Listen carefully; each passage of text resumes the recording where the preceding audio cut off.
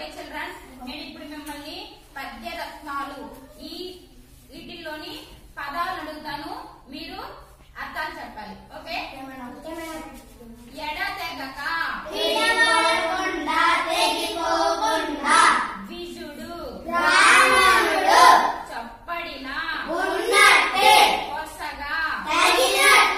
చిక్కెనేని ఈడు పరిణతి సంశయించు ప్రాభవం కరువు గురుత నింగి రేలుచు అమృతం కోవిదుడు